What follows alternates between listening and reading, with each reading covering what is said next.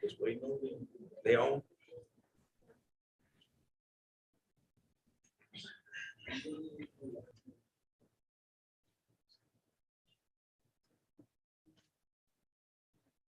All right, good evening to everyone. It is 7:32 p.m.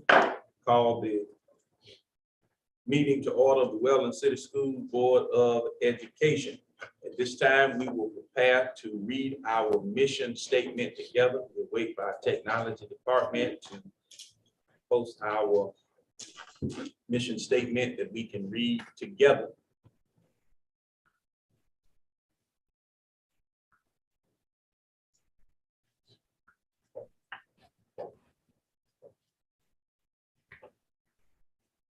Right, if we can read in unison.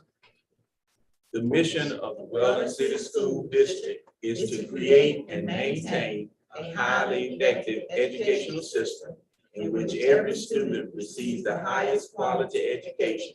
School employees and parents work together to prepare students to become caring, competent, and responsible citizens who value education as a lifelong process. Thank you so much. At this time, board members, I will ask that you would review our proposed agenda for tonight's meeting. Are there any additions or deletions that need to be made at this time? Madam Chair, I would like to if I could, the position for that we may talk about tonight as a board members about a resource officer at Weldon Elementary. I think that we need one there. I would like the board to talk about it. All right, Ms. Jenkins. If we can make that 5F, Okay. board members, that would be, I think that's what you're asking for, Ms. Jenkins, make it F under all those reports, okay? We can put letter F under 5. Discussion of school resource officer at our elementary school.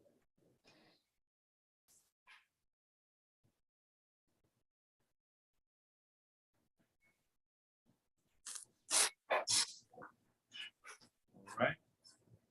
Chairman Sykes, Yes. could we also add and discuss school safety at all the schools and for the entire district? Okay. Safety measures. So can we make that 5G? Yes.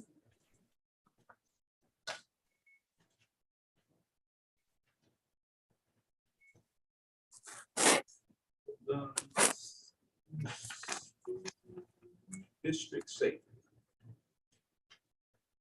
That's what you want? Yes, sir.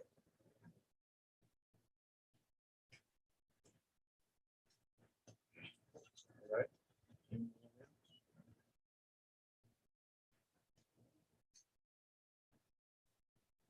Board members, let me call your attention to 8 on our agenda, letter A, approval of the 4-day work week. We did approve that in our March meeting. Just want to call that to our attention. That has been approved. That was an oversight that was approved in our March meeting. So please just make note of that. Has already been approved. Mr. Chair, Yes. I'd like to remove from the consent agenda number 8, letter F. Addition to that resolution. There was a whole lot of static, Ms. K. Robinson. Can you repeat? Consent agenda number 8, letter F, joint Okay. resolution, HCC.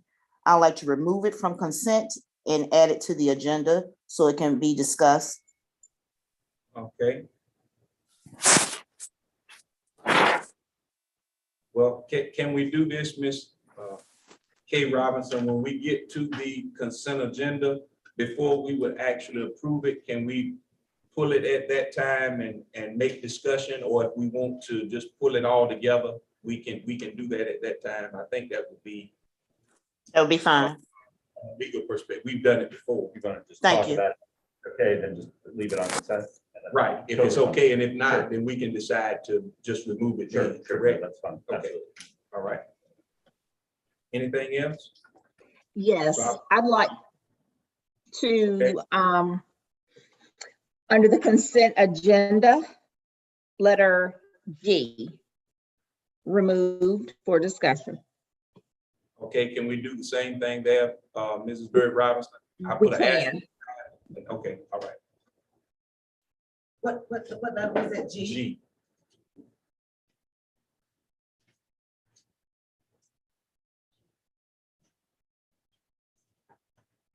All right. Anything else?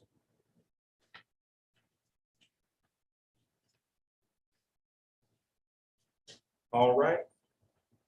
Hearing nothing further, a motion would be in order to approve our agenda for tonight's meeting as it has been amended. Make a motion that we approve the agenda for tonight with the said adjustments. Second. Motion has been moved by Mrs. Bird Robinson and seconded by Ms. Hale that we approve our meeting agenda for this evening with the amendments or adjustments, additions that have been made to our agenda for tonight and the items in our consent agenda for further discussion. You've heard that motion. Is there any further discussion or unreadiness? Hearing none, all in favor of that motion, would you let it be known by your voice vote? Ms. Hale, Aye. Ms. Harrison, Yes. Sykes, aye. Mrs. Jenkins, Aye. Mr. Williams, Yes. Ms. K. Robinson, Aye. and Mrs. Bird Robinson. Aye. Ms. Aye. Bird Robinson? Can't hear you. Is your speaker muted? No, aye. Okay, all right, we hear you now. Thank you so much. Ayes have it, let the record reflect unanimous approval by the 7 board members present for our meeting tonight. All right. At this time, we'll move on. Approval of our minutes. Board members, you have any comment or concern with our minutes?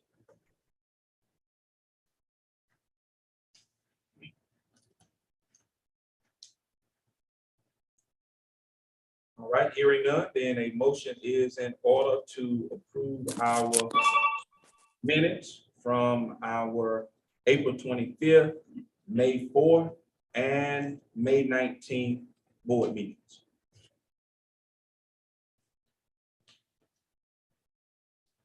I make a motion to approve the minutes for the April 25th, May 4th, and May 19th board meeting. Second. Motion has been moved by Ms. Hale and seconded by Mrs. Harrison to approve the minutes from the aforementioned board meetings. You've heard that motion. Is there any further discussion on readiness? Hearing none, all in favor of that motion, would you let it be known by your voice vote? Mr. Williams, Yes. Mrs. Jenkins, Aye. Harrison, Yes. Ms. Hale, Aye. Mrs. Bird Robinson, Aye. Ms. K. Aye. Robinson, Aye. and O.D. Sykes, aye. Let the record reflect unanimous approval by the 7 board members present for our meeting. Thank you so much, board members. At this time, let us go into our presentations for the evening. I think Ms. Dawson is going to come share with us. Good evening. Good evening. With all respect to our board chair, Good evening. vice chair, board members, interim superintendent, and our stakeholders of Weldon City Schools. Good evening again, and again. With excitement tonight, we would like to recognize not only our teachers of the years, but our retirees in partnership with our Human Resource Department.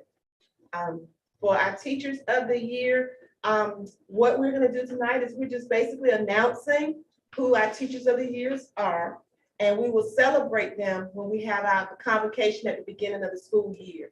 So this is not slighting them, but just wanting everyone to know who the teacher of the year candidates are for each school. For Weldon Elementary Global Academy, we have Ms. Daria Daniel Johnson as our teacher of the year.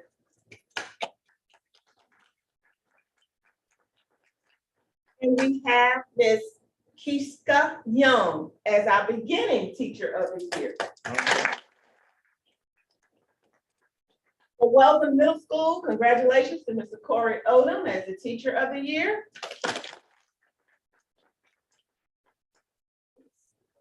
And for Weldon Middle School, Ms. Shatrice Clark is our beginning teacher of the year. Weldon STEM High School Teacher of the Year has elected not to be mentioned or announced. So just know we have a humble Teacher of the Year at Weldon High School. And our beginning Teacher of the Year is Miss Kristen Taylor. I'm sorry, Miss Kristen Taylor. Roanoke Valley Early College, we have her in the room this evening. We have Miss Angelica Walton. Miss Walton, stand for us as well. And the beginning Teacher of the Year is Miss Veronica Angondo.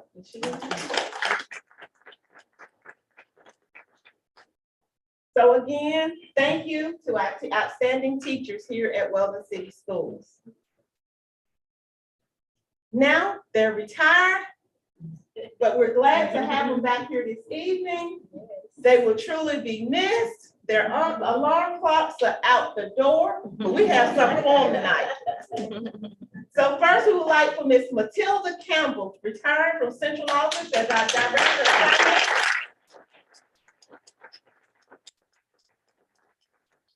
Stand up front for 28 years and 6 months. Ago, I've had the privilege of working with Miss Campbell. Miss Alicia McGee, what a beautiful picture of her.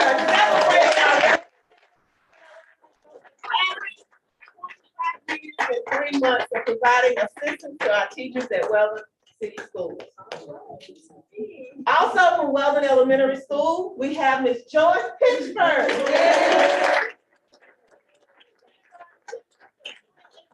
In 4 months of dedication to Weldon City Schools.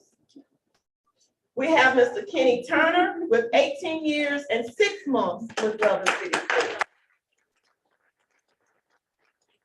Where's the dancing machine? Mr. Fred. Mr. Fred.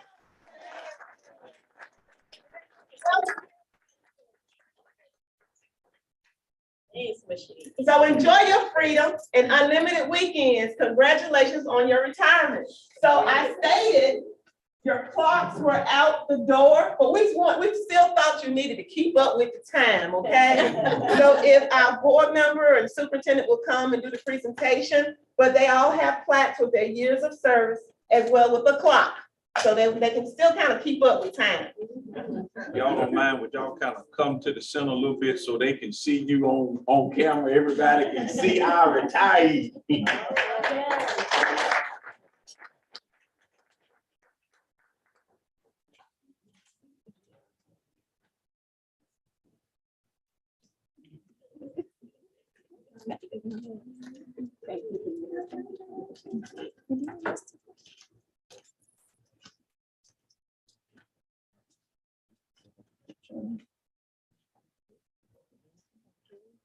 Thank you.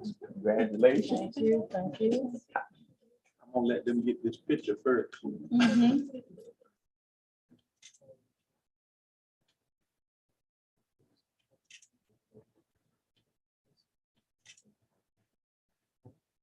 Miss Campbell, if you'll come up and picture, and then let them go in just a little bit.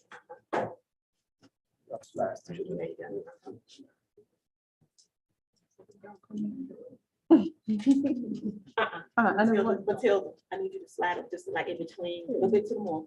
Okay, there you go.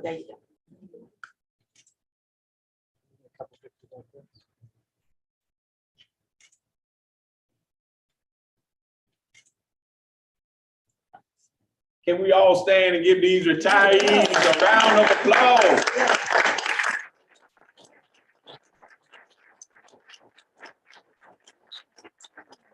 And fellow board members, if y'all don't mind, let's indulge tonight. I think it would be a good group picture if all of us were standing with these retirees together. If y'all don't mind, come around so we can get a picture. They served this district a long time.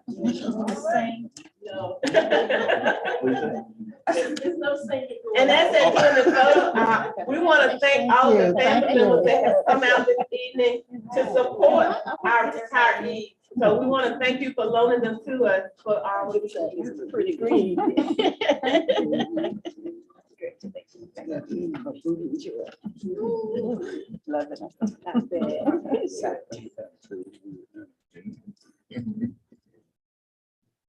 One, two, three.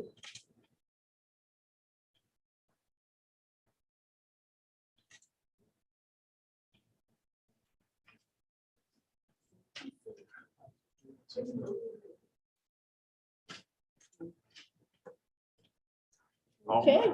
All right. Take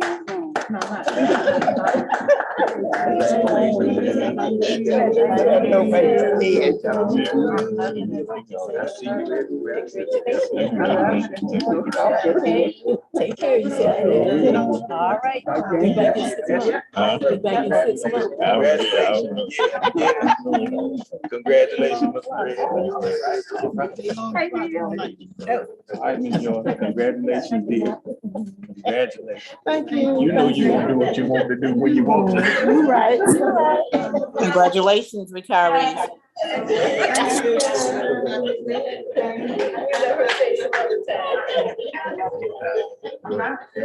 Whatever you want.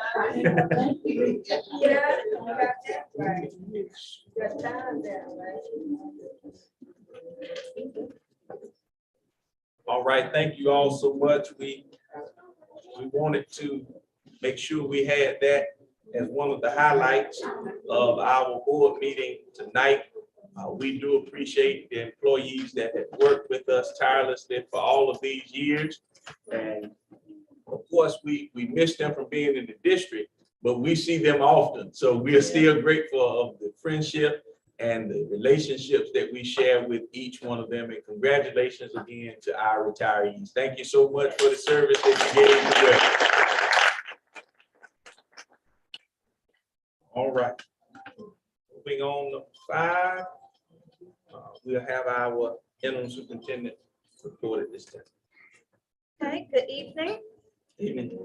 Board Chair Sykes, Reverend Sykes, I'm sorry, Vice Chair Ms. Bird Robinson, other board members, staff, community members. It's my pleasure to share with you the interim superintendent report for June. I'd like to extend my congratulations to our pre-K students moving on to kindergarten for the next upcoming school year. I'd like to extend congratulations to our 4th grade students going to middle school. Congratulations to our 8th grade students entering high school or the early college for the upcoming school year. And a huge congratulations to our Weldon STEM High School Career Academies and Roanoke Valley Early College 2022 graduates. I wish each and every one of our graduates much success. On June 2nd, 2022, Weldon City Schools hosted its own career fair. Each school and department was well represented at the career fair. From the career fair, I would like for everyone to know we have recommended candidates and are looking to recommend many more. We are filling vacancies, we are growing, so please access the Weldon City Schools website for information on updated positions if you would like to be a part of the Charger family. Thank you, and this is my interim superintendent report for June. Thank you, Dr. Carpenter. Let me just say to all of our staff, students, our stakeholders, we will be ending our school year June the 30th, which is our calendar year. We have worked hard to get things in position, and get things in place that we can finish this school year very, very strong. We're looking forward to 2022-2023 school year. We're looking forward to some upgrades and some new things taking place within our district. Let me also say that our Weldon City School Board of Education, we are preparing to go to a week-long conference in a couple of weeks, that we can be brought up to speed with some new policies that coming down from the General Assembly and law and things of that nature, as our school year is coming to an end, and what we can look forward to encountering when July 1 starts for the new school year. So we are preparing for that. I think of the date, the 19th through the 24th, I believe it is, that we will be at that conference. So we'll be looking forward to learning more information and seeing how we can bring some things back that will better impact Weldon City Schools district. Also want to wish all of our parents, our students, and our staff members a very happy birthday. To those that may have a birthday in the month of June, certainly wish you a very happy birthday from our Board of Education. Students, I want to speak directly to you now. We do have our summer school program underway. Things are working very good. I understand that we are having great success this week. However, outside of our summer school program, still do your part. Don't let all of this summer pass and you have not picked up a book, or you have not studied some math problems. We understand that because of what our school district, like other school districts, were facing during the year 2020 and 2021, we understand that there are some what the state may call educational gaps because we did not have that in-person learning. But we can make up for that time in the respect that we can do our very best the incoming school year to be on point and to have our minds focused that we're going to study, we're going to work hard, and we're going to achieve with excellence. So we do thank you one and all, and we do solicit to our stakeholders, come to our board meetings, come to our schools, because we need you. This is a family and we all need to be involved and we need to enjoy together. If one succeeds, then all succeed. And if one is hurting, then all of us should pay attention to make sure that we give care and attention. Thank you so much. And board members, let me thank each one of you, because this is the last board meeting scheduled for regular board meeting scheduled for this school year. Let me personally thank all of you for the efforts and for the enthusiasm that you give as a board member, whether it is virtually or whether it is in person. We have some long meetings sometimes, but I say to this community, we have these long meetings because we care. We don't want to just make decisions, but we have to ask questions to make sure that we're giving our very best to Weldon City Schools, because you elected us and we take that opportunity, not for granted, but we take it to heart. We understand our position as board members, and we're working hard to make sure that we make the best decisions for Weldon City Schools. Thank you so much. Thus ends my report. And we'll go right into our finance report. Mrs. Wall is coming at this time.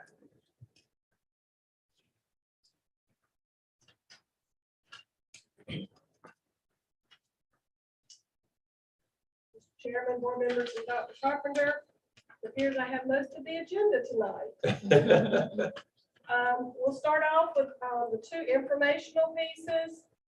The first being the financial statements. First one I'll review is for your current expense fund 2. We began the month with the revenue of $2,015,640.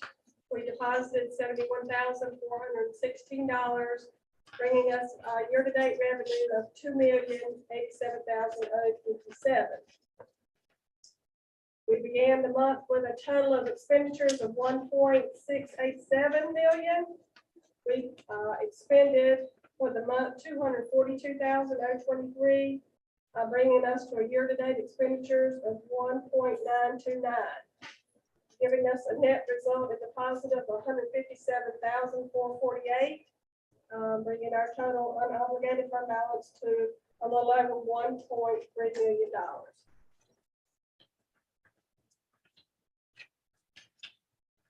The next financial statement report is for your capital outlay fund.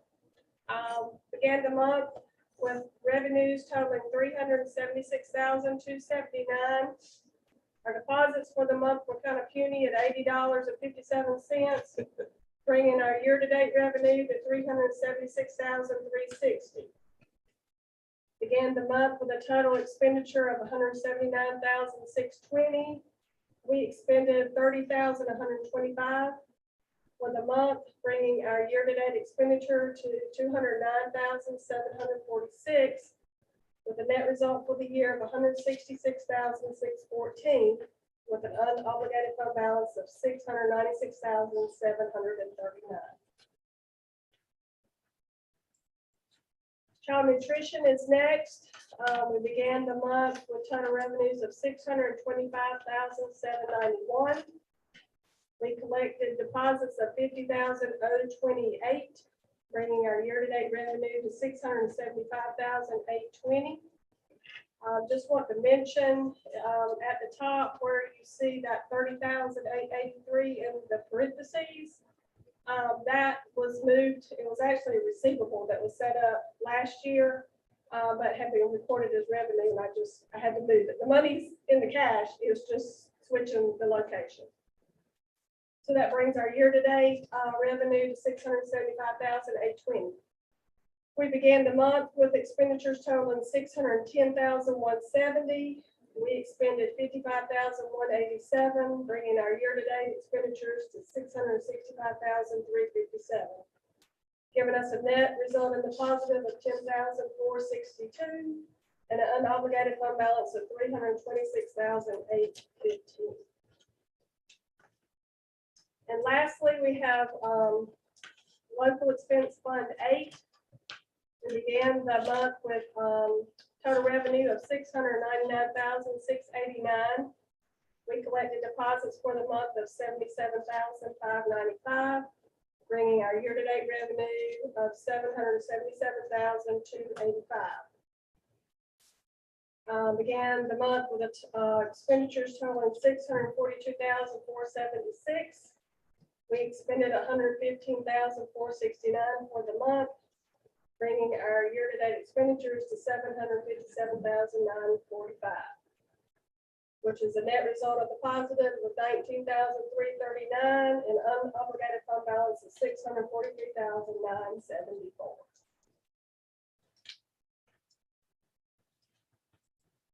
Questions?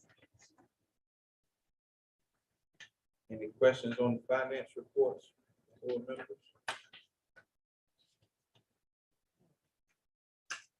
Board members online? Any questions for Ms. Wall? None. No questions. We'll move on to the next piece of information. This is a report as of the end of May. Once again, it's the report by our PRCs with all funds included. So you can see how at the end of May, how the balances looked. There is an attachment to this document this go around, and I provided it for the finance committee. It's called backup information. And what I did was kind of go through with the state, because that's the one we're mainly concerned with expending by June the 30th. And went through and explained if I felt like we will have money left in something through no fault of our own, or if it was all going to be expended. And there was only 3 items that more than likely will have some funds left. The one is it was a school psychologist that the position was never filled, and that is $79,825. I know that's already being posted, and they're working on that for next year. The second one is in PRC 029, which is your behavioral support Willie M. we'll have about $47,781 $1,000 left in that one. The reason for that is the position was vacated in February and a replacement was not hired to go in that slot.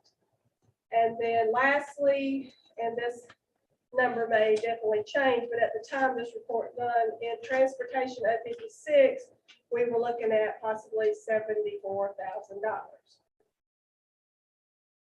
All other accounts, I am expecting them to be depleted.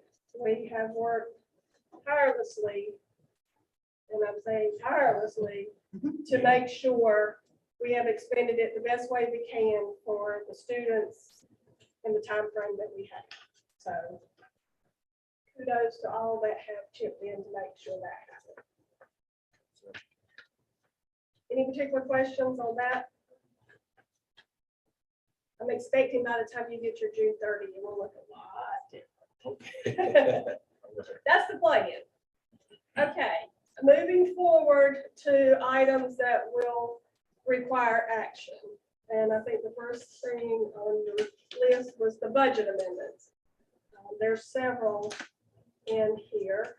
The first one I have is for child nutrition.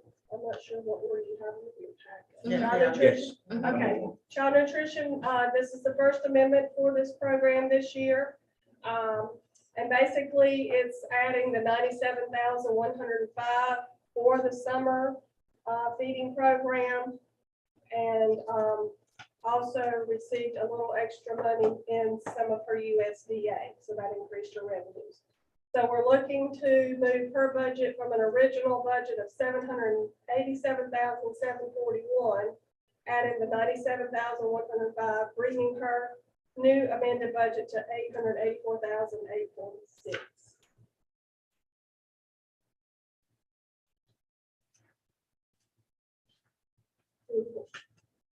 Are you going to approve them as a group? Yes. Okay. Well, That's fine, just one check. and well, hold on if you would, Ms. Wall. Does anyone have a question concerning that amendment?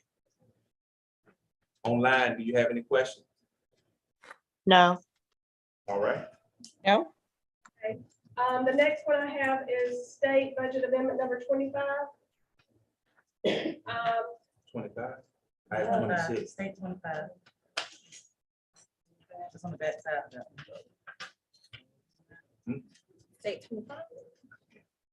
I don't have a fact copy. Okay. 26, 27.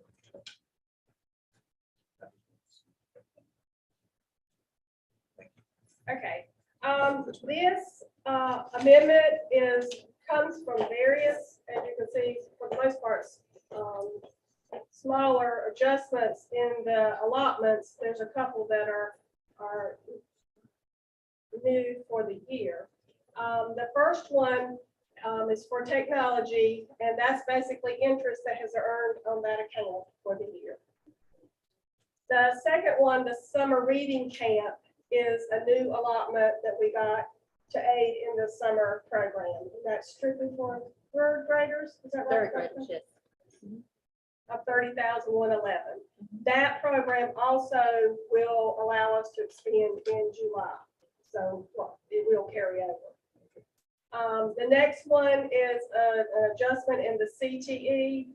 If you remember, your CTE positions are allotted by months and are based on an average salary, and our salaries have run a little bit higher based on the individuals. This is just bringing the money there to balance with what we've expended. The next one in 009 annual leave payout. This category we get to spend, but we don't actually get an allotment for, but you have to put money on the books to balance what you've expended. And this is just bringing that into total. The second one, the salary held harmless, that ties back to your certified teachers in your 01 allotment. We just had a small adjustment in the salary. It's based on average salary. We expended just a little bit more because our salary was running a little bit higher. The second one, second to the last, in PRC 029, that ties back to the behavior science, behavior specialist, Willie M. And that was just an adjustment in that particular allotment. And then lastly, in PRC 085, that's also one tied to literacy summer school K3. Is that right? And that was an additional adjustment we got to that grant. So that increases our state budget by $183,902. Our previously approved budget was $8,585,455.54. We're adding the $183,902, bringing the new amended amount to $8,769,357.54. Any questions? Any questions, board members? Those online? All right. No. Moving on to, these are for your federal grants. The first one is amendment number 25. This was a new grant. It is from the ESSER 3 funding, targeted middle school reading. The grant is $33,500. So that amends the federal budget from $10,566,142, adding the $33,500, bringing it to $10,599,642. And which one are you on? Okay. 26. Okay. 25. 26 now, so maybe 26. Isn't that right? Ms. I was just doing number 25. Okay. It's federal number 25. I got you, Yes, it okay. was 225. It was 225. One's federal, one's state. Yeah. I got you. I should have done a little differently on that. Amendment number 26. We're finally there, number 26. Wait, I'm gonna This is a new program, new grant in federal. It's ESSER 3 Leadership Institute for the elementary school specifically. The grant was $48,833. So that brings the previously federal amount from $10,599,642, adding the $48,833, brings it to $10,648,475.73.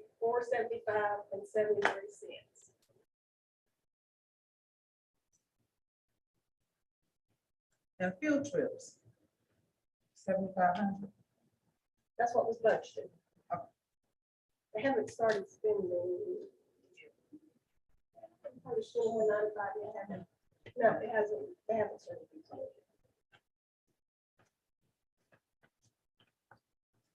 Okay, and the last budget amendment is number 27. And it encompasses several different programs, mainly just because the amounts were very nominal.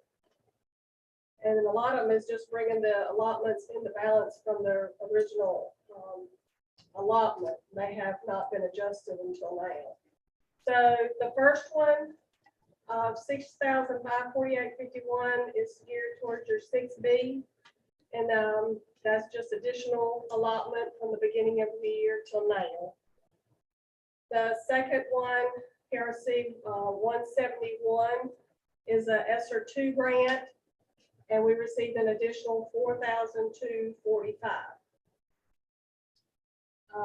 Your next one in PRC 184 is for ESSER 3 homeless number 2. And that's an additional allotment of $1,687.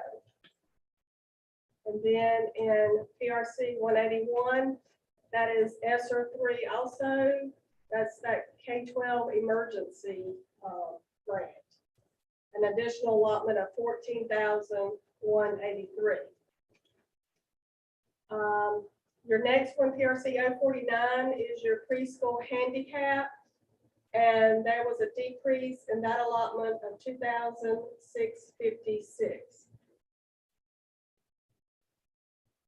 The next one is 050, which is your Title I. was the adjustment in the allotment for that. PRC 173, which is ESER 2, supplemental contract instructional support, had a $2 decrease in that allotment. PRC 176, which is ESER 2, part of that learning loss grant, an additional allotment of 1,066. PRC 177, which is also ESER 2, a summer career, which is an additional 784. PRC 185, which is ESER 3, that ties back to your 6B grant, a reduction of $35 in that allotment. And PRC 186, which is another ESER 3, tied back to your preschool grant, $1 reduction. Then PRC 108, which is student support and academic enrichment, an increase of $140. And then lastly, PRC 119, which ties back to targeted assistant for the preschool, 1 cent decrease. So that brings a total adjustment increase of $25,962.50, bringing the total appropriation in the amended budget to $10,674,438.23. That is all your budget amendments. 10 million. 674,438.23. Did I read it wrong? I thought you said 438,000. I may have. I may have. I just may have. Right. Board members, you have any questions with any of the board amendments that have been shared with us tonight?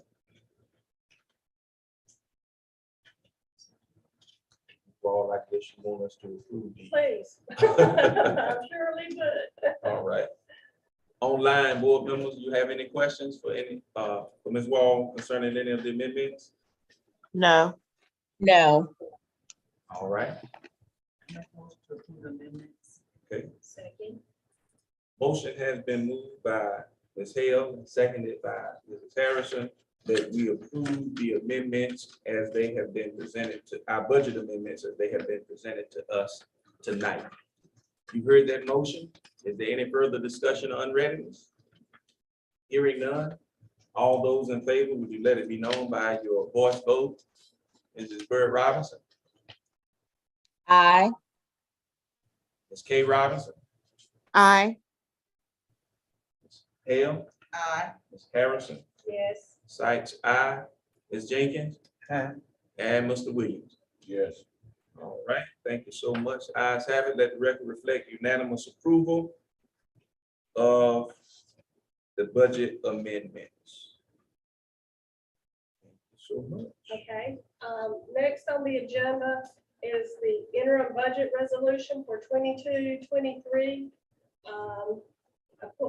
I am asking to implement this in order to give us time to get the budget properly prepared for the new school year.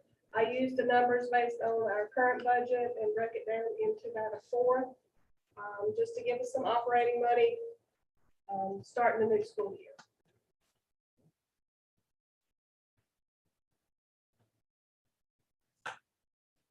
Board members, do you have any questions? Send out. Oh, the resolution. Yes, send out packet.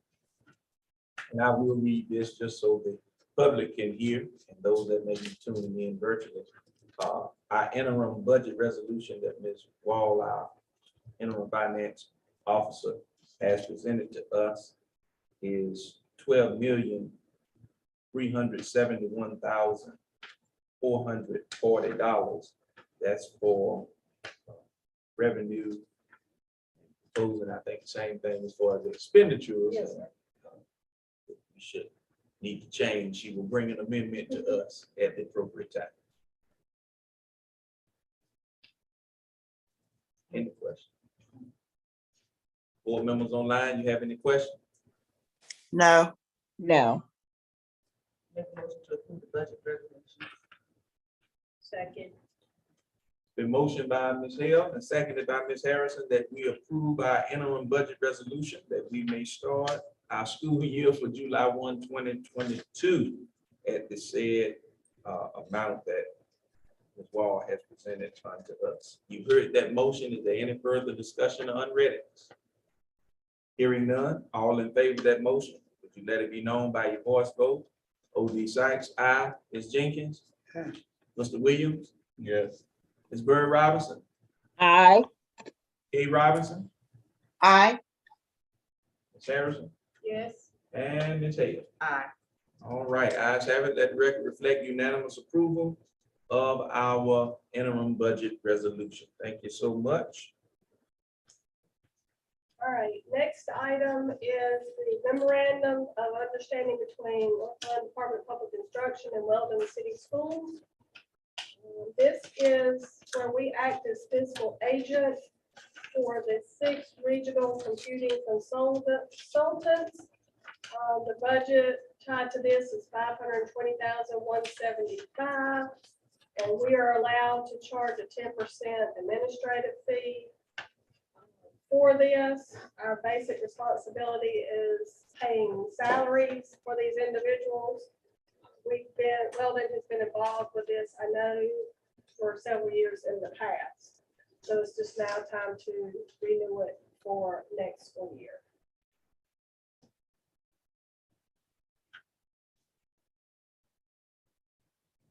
Any questions? Ms. Wallace, this is once again, Renewal, yeah, the memorandum, MOU. yes, ma'am.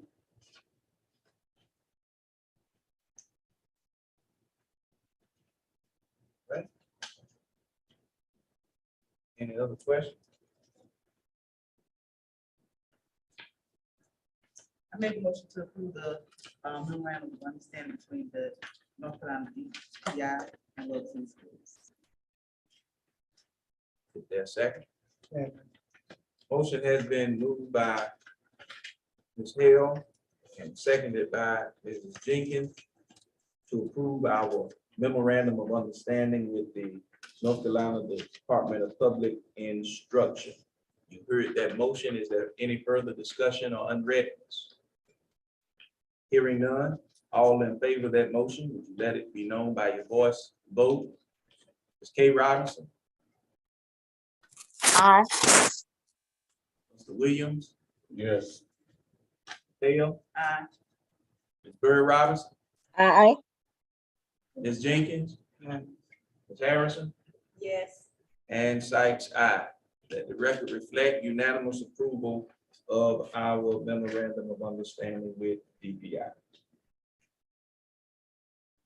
Okay, the last thing in your packet is a proposal for bus driver pay adjustment for this school year only. During our finance meeting, when it became aware that there would be some funds left in the transportation budget, I was asked to try to come up with a way to help the bus drivers with some pay. We are not allowed to pay a bonus out of this particular pot of money. So I looked at using an hourly rate of pay adjustment. And I took and looked at the total number of hours that have been driven by our drivers, and that came to 8,301. That gave me my working number. And I looked at it and just came up with 3 different options for conversation, suggestion. If you just, gave them an additional $1 an hour, it would cost right at $9,000 between the salary and Social Security. If you wanted to add an additional $1.50, then that brings the total cost to around $13,400.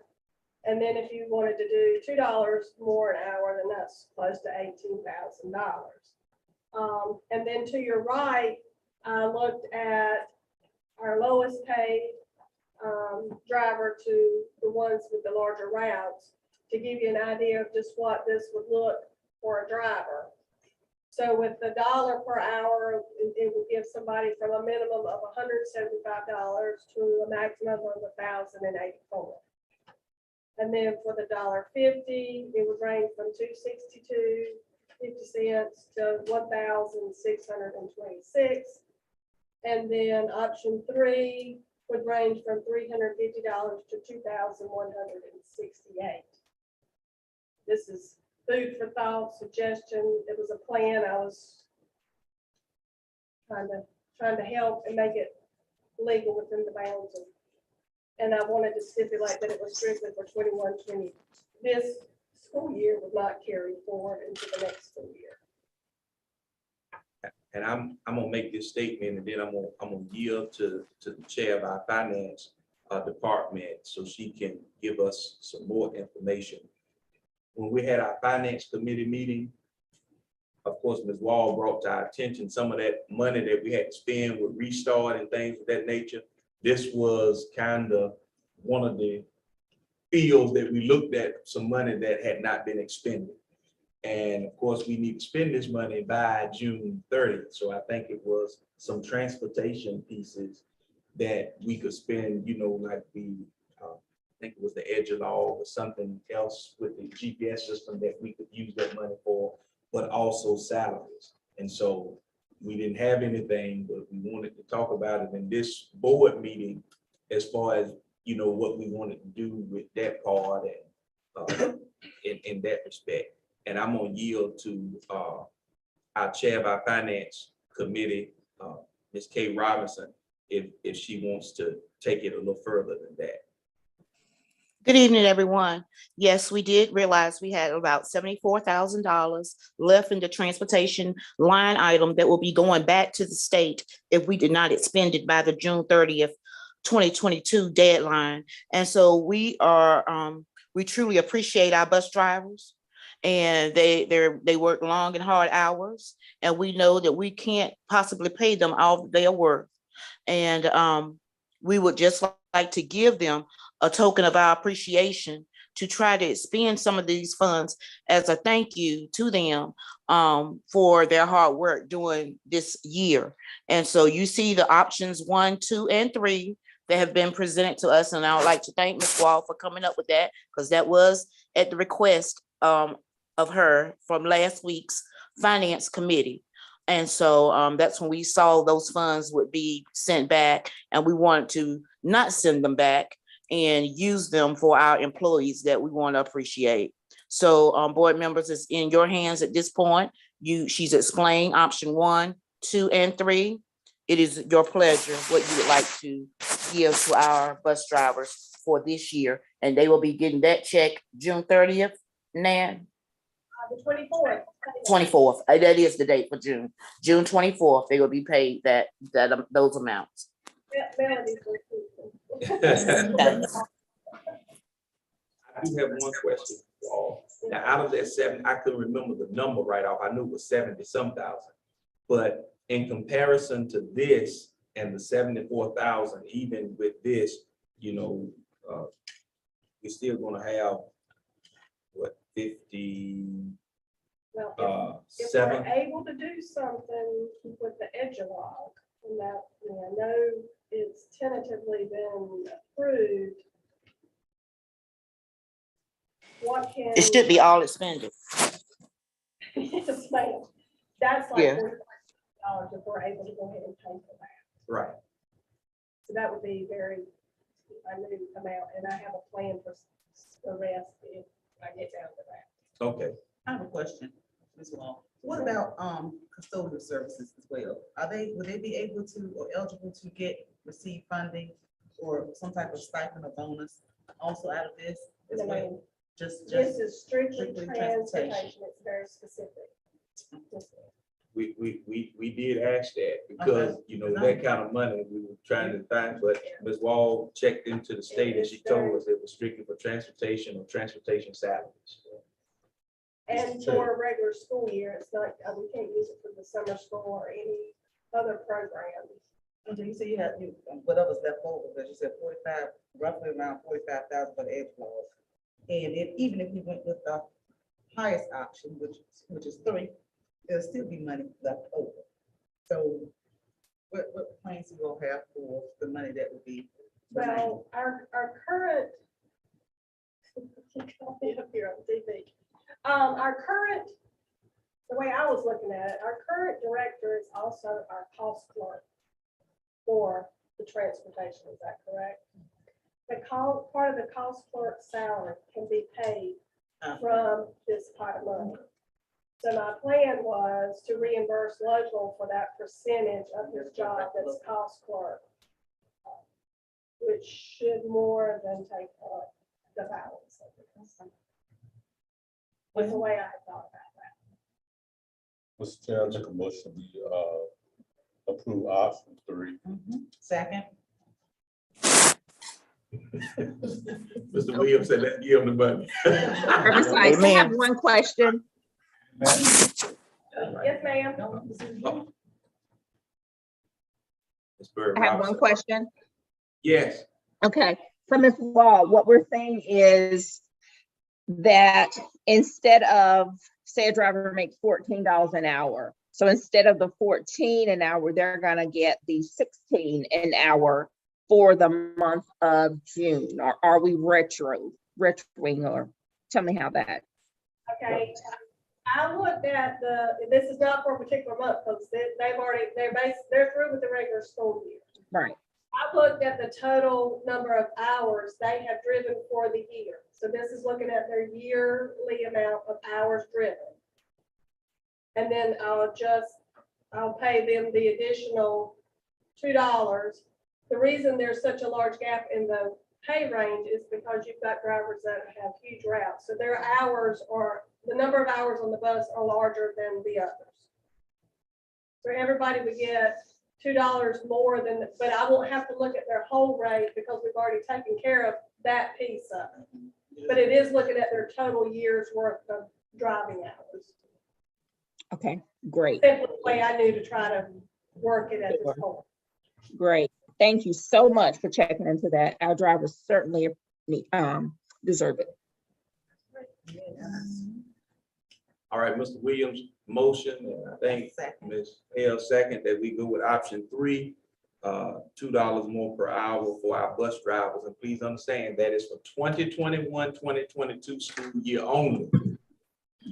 All right, What about the subs? They're in the reserve. Okay.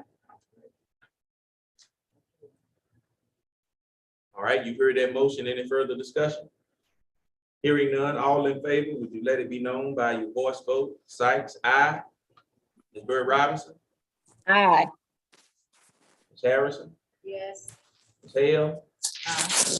Deacon, Ms. K. Robinson, Definitely aye. and Mr. Williams. Yes. All right. Let the record reflect unanimous approval by the 7 board members present to go with option 3. All right. Thank you very much. Thank you, thank you. All right. Dr. Carpenter, we're ready for our instructional report. Thank you. Good evening again, board members. I am here to present the instructional report and ask for approval for 4 additional curriculum and instructional positions. You all have the handout in your packet. This is the handout, and this is the instructional report. Right here. I added. Got it.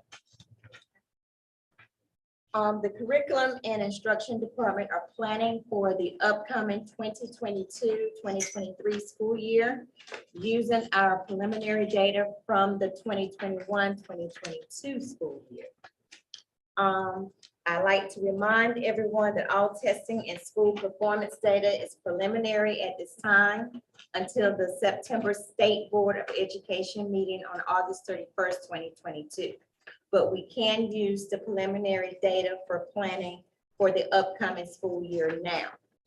And so based on the data that we have at the moment, the curriculum and instruction department is planning, using that data to continuously improve the performances of all schools. We feel that there is a need to restructure the department, which would include 4 additional positions.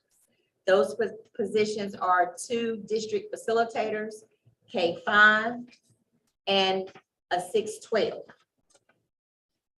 Those 2 positions will be for 2 years. We will use ESSER funds to support those positions for the 2022-2024 school year. The 2 positions for the district, we're looking for those positions to spend 80% of their time in the classrooms, in the buildings, with their eye on teaching and learning and supporting our teachers and students. They will also spend 20% at the district working on curriculum instruction and aligning curriculum practices. Those are those 2 positions. The other position is instructional technology technician. That position will also be supported with ESSER funds, but it will also be a 2-year position for the 2022-2024 school year. It is our hope that that position will allow teachers to work with the technology instructional technician to better understand computer applications, to be used in the educated setting, to make sure that we have more innovative and enriching teaching and learning practices taking place in the classroom. The last position is our MTSS, multi-tiered system of support. And the other position is academically gifted coordinator position. Both of those positions will be combined. The funding that will support that position will be 50% from the AIG budget, and the other half of that position will be supported with possible low wealth funding. Is this just for 2022 to 2024? Yes. Oh, okay. That is correct. So. I was gonna ask, was there a salary range for these positions? It's based on experience, but it will be within the ESSER budget, but it'll be based on experience, so it could be a different range. You have a low end and high end. I know you said, Miss, what did you say?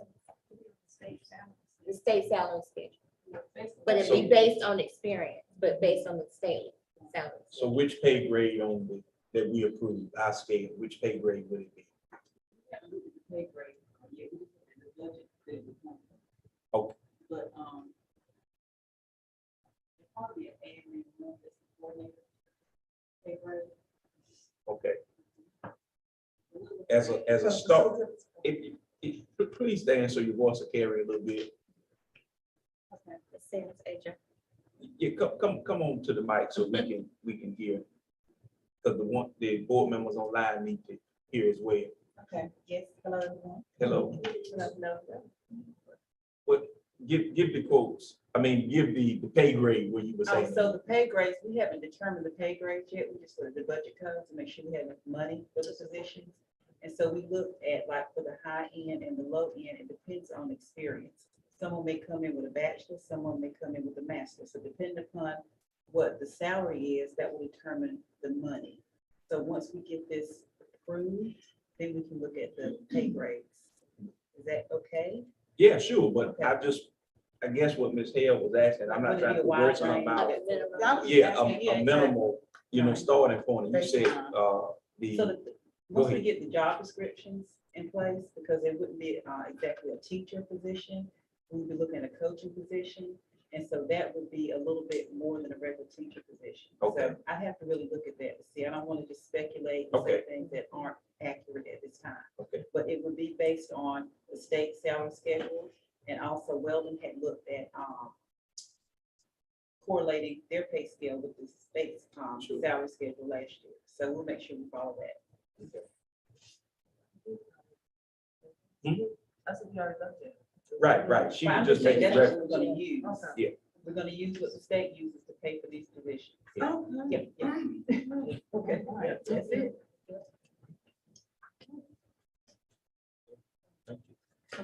Thank you. Okay, thank you. So basically, you are asking for Approval for it. approval, Yes. yeah, for these additional positions. Yes, And of course, it's being paid for with yes, ESSA. sir. So with these positions are advertised, I would hope that 2 years.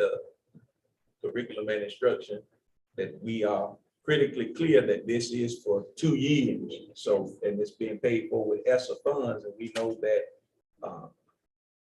ESSA ain't gonna continue any longer than 2024. Am I correct, Ms. Austin?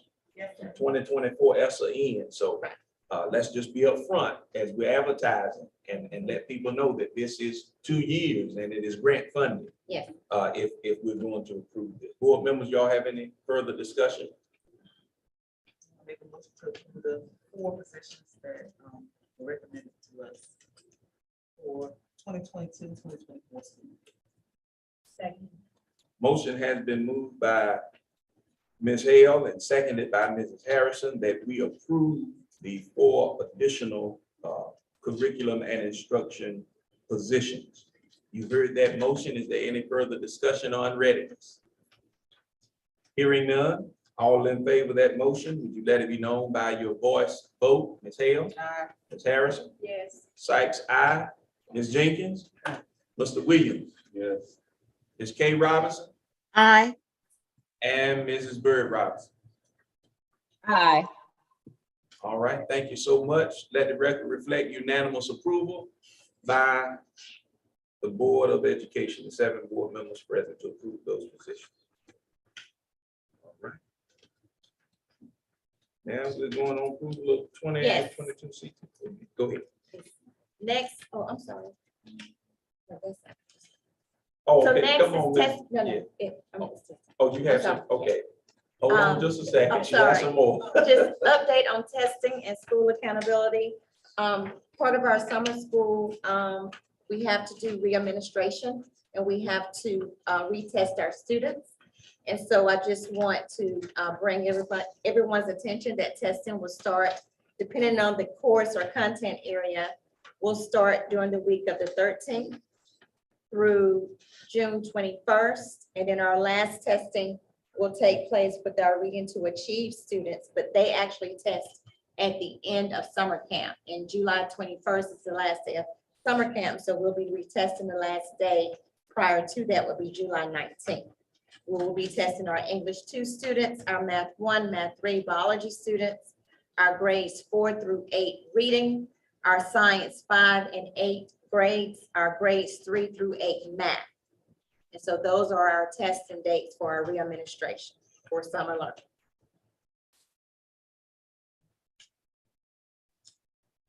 And to give you an update on some summer learning, once again, we've had 2 days of summer learning with the summer learning kickoff. That was a success to move it. I also just want to update everyone on the number of students so far that has attended. You all don't have this, but I'll share it with you later. For Weldon Elementary School, we have 167 students that are enrolled. 83 students participated yesterday, and we had 94 students to participate today. At Weldon Middle School, we have 150 students enrolled. Yesterday, 140 participated, and today, 110. At Weldon High School and Roanoke Valley Early College, we have 76 students enrolled, 36 participated yesterday, and 37 participated today. And lastly, I have enrichment attendance data to share. I do not have the data for today, but yesterday for our kickoff, we had 273 students to attend.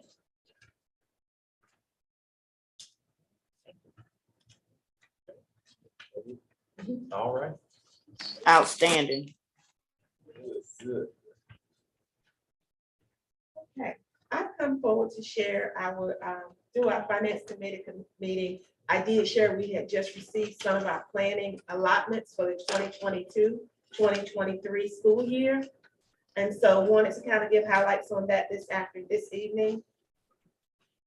For Title I, our estimated planning allotment is $728,993. It's a decrease in what we received last year and approximately 3.8%. So it's a small percentage of decrease that we will receive in our Title I funding.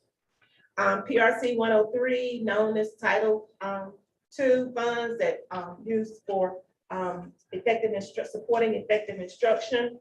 We had an increase of 6.2% of $74,565.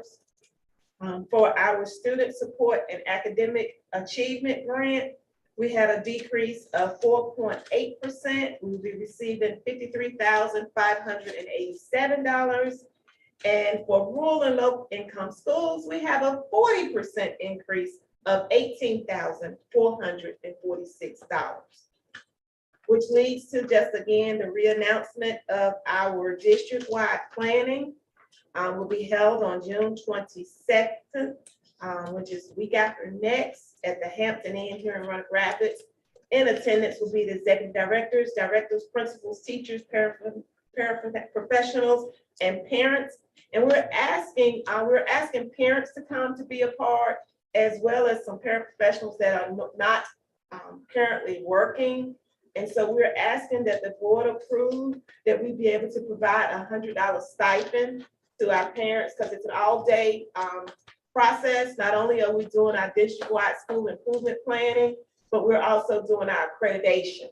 So just want to see if we can have board approval to do $100 stipend to those parents to kind of see if they have to miss work or just, not necessarily asking them as normal to volunteer to come out for this process. During this event, we will be creating our district-wide goals, and that is the guide to where it's how we'll be budgeting the monies for not just our federal programs, but our local, all of the grants and work, all funding processes. Through this time, we'll look at what the strategies are, what the goals are, and what is needed to complete those processes. And then we can see which budgets best fit. And then that'll be the drive for completing not only the consolidated application, but any additional grant fundings or fundings that we need to complete. Attorney Raymond, question, legal, I don't want us to, we do it now, we'll have to do it later, the $100 stipend, we approve that. It doesn't require any, like hiring anybody, as she said, just the stipend. So we good to go with that. Right? Yeah, I don't have background. Can someone explain what that is more? I didn't quite follow what is the so we're doing the district-wide planning for our school improvement plan. Okay. And so as an incentive to help with, we have teachers, paraprofessionals that we want to include all of our stakeholders in, and most importantly, also our parents. So instead of them having to volunteer by giving us from 8 to 5, we would like to provide them with a stipend of $100 for their services to Weldon City Schools on that day. I haven't heard of that idea before, so I'm sort of hesitant to give a definitive legal opinion on that. I suppose, it would just be it's just one time person for participation throughout the process. It's not, you're not putting them on payroll or No, sir. anything like that. The parents are part of the school improvement team. Right, I understand they're members of this. I just have not ever heard anyone being paid for participation. I think it's all right if the board's receptive to the idea, if you could approve it subject to legal review. That way, rather I could chase it down and just make sure there's no, policy or regulation, state board policy or anything like that that would get in the way. But if the board supports the idea, that would be my suggestion, and I can report back to you all by email in the next few days. I don't have a problem with it, but given the way we're talking about it, because we do have parents on the school improvement team. Yeah, I don't want us as a board, this is my personal opinion, to set a precedent, and then trying to get parents involved, and then every parent want to run out now. well, that's not a legal consideration, but a good one. I mean, Right. You don't necessarily want to set a precedent that you pay for what is not generally a paid position. Right, right. But I guess. the And not, administration- not saying that it is a paid position, but this is for a specific thing. We just have parents that are on the, student improvement or, planning things of that nature. I understand the motive behind it, but I just want to make sure that from a legal perspective, Right. we're not in jeopardy and being, on the back end, somebody's looking for something later. That's, Yeah, I think that part can be managed. I'm more thinking, I just want to make sure there's nothing that would preclude you from giving money to parents, In the Right. past, we without have, having them as officially being hired as employees. in the past, we've had parent leaders, where we had parents that would come out and assist, like making phone calls to, and Mr. Quilly and Miss, I can't call her name, I can see her face, but we had parents that we would give them stipends, but we would run it as like a contracted services. Right. We would just fill out that particular form, Right. and it was just like one set amount that we would give those parents for coming out. They would help, just like with calling parents, or they did training for PTA and, such as that, so they could come back and give the information to, the parent Yeah, body. I think it probably could be managed along those lines. I think that's right. But again, just not being familiar with the issue, and just rather than take 20 minutes now to review state board policy and everything, I can do that later. If you like the idea, I say just approve it subject to legal review. And then if I'm good with the Yeah. idea. We do it now. I'd much rather for us as a board to have something legal to go along with it, so we don't have to, necessarily rehash it later. If something else comes up, down the road, we will have some legal jargon behind it. Right, and that's what I'm saying. We could certainly provide, if the board approves the idea, subject to legal review, that way we can work with the administration to make sure that, it's everything is done in a way that's not going to create any additional problems. And if we do spot an issue, we'll just hit the pause button and report back to you next meeting. All right. Mr. Chair, Yes, ma'am. I have a question. Sure, go right ahead. Where will we be providing these funds from? From the parents, out of parent engagement funds. Okay. Title I or either the ESSA funds, we've set parent engagement money, but Title I would be the one that for the parents. And for the staff that we have would come out of the ESSA fund. Okay. Do you have a budget for this amount? A total Yes. budget? Yes, ma'am. I don't have it in front of me. I'm waiting for this continuation of the submission of names. I've had one principal today to give me some names, and we're following up. But this process will be completed by the end, the end of the week. Okay. So Mr. Chair, I move that we support the Hold- $100. Hold on, Ms. K. Robinson, got one more question. Ms. Hale. Okay. Parents that are receiving the $100. And then Or everybody that's involved. no, so the majority of the people that are involved are already on payroll.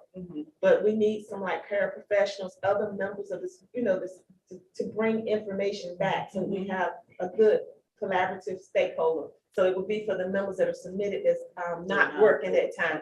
So it's not working summer school, so we're not pulling someone away from instruction. And so those would be the individuals that we will use. It's not gonna be a large number, because each school, they have a parent that's on the school improvement team. And then we want some paraprofessionals and different people that are not working. And we'll have our beginning teacher of the year and our teacher of the year that we're gonna ask if they're not teaching summer school to be a part of SLATE. If you would, once you get that completed, Yes, sir. I don't have any problem with supporting it. I mean, I think Ms. K. Robinson would be ready to make a motion. But once you get everything finalized, if you would please, and Attorney Raymond said he's gonna check into it from the legal perspective. If everything is a go, please just, Email it. you and Dr. Carpenter, y'all make sure that y'all email that to us, so we'll know what kind of, budget we're looking at. Yes, sir. Yes. My pleasure. Go ahead, Ms. K. Robinson, what were you? Okay, before I make my motion, I would like to say to the board members, I know we will be at the beach at our conference that week, but we will be provided a link if we want to sit in and listen in to any portion of that day. Ms. Austin will be providing a link for board members. So if we want to hear any parts of it, we will be able to. I just want to give that update from the Finance Committee meeting. I move that we support the $100 stipend for our planning day for, they moved it, so I can't read what it is. If we can go back, please. The $100 stipend for the district-wide planning meeting on June 22nd, 2022. Second. Second. Can I just ask, Yes. is Ms. Robinson comfortable with that motion being subject to legal review, just so if I find a rule that says you can't do it? Pending legal review, yes. I think it'll be fine, Second. Thank you. All right, it has, was that second? Okay, it's been motioned by Ms. K. Robinson, hold on a second, seconded by Ms. Hale, that we approve the $100 stipend for the district-wide planning that will take place on June 22nd, 2022, subject to legal review. All right, you heard that motion.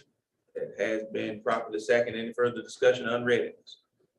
Hearing none, all in favor of that motion, would you let it be known by your voice vote? Mrs. Bird Robinson?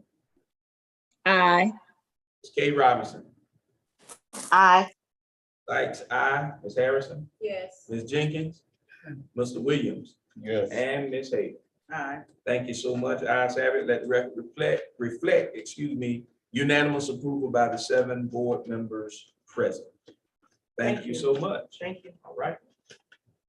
We're ready for Ms. Davis now.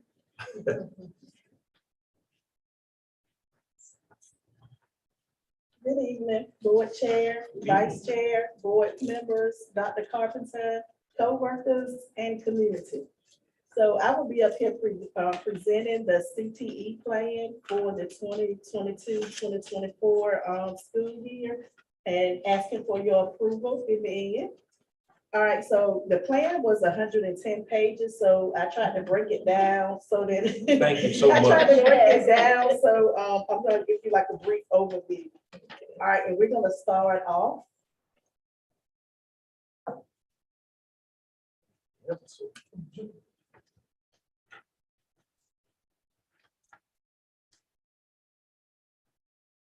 Okay, so we're gonna start off with the first section, which is evaluation of performance. So what I did was list the things that we were doing well, and then the identified needs, and this is based on like stakeholder surveys and different things like that.